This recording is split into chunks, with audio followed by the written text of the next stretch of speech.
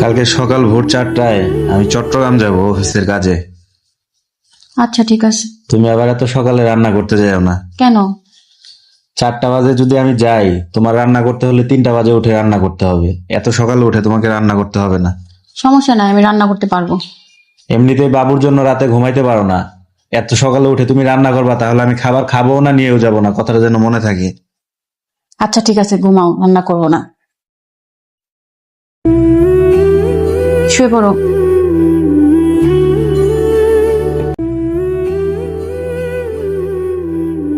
আমি জানি তোমাকে বাহির থেকে সুস্থ স্বাভাবিক মনে হলেও তোমার ভিতরে জমে থাকা টেনশন আন্দাজ করা অসম্ভব।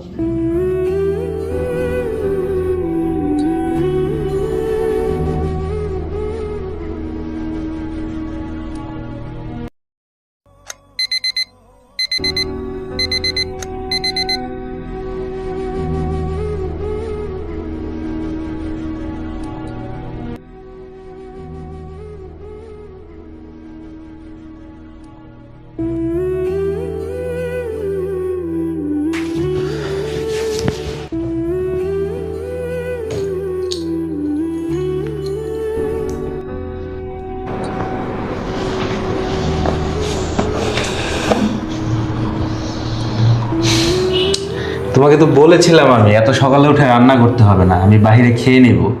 সেই কষ্ট করে তুমি এত সকালে উঠে রান্না করলে। আচ্ছা, কষ্ট কে করছে? কষ্ট তো তুমি করছো। এই যে এত সকালবেলা অফিসে কাজের জন্য চিটাগং যাচ্ছ, দুমুঠো খাবারের জন্যই তো যাচ্ছ, তাই না?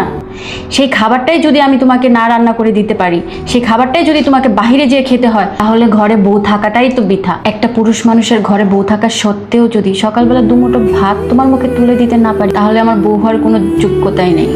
এই যে তুমি দুমুঠো খাবারের জন্য সকাল থেকে রাত অবধি এতটা পরিশ্রম করো, আর আমি তোমাকে দুমুঠো খাবার রান্না করে দিতে পারবো না?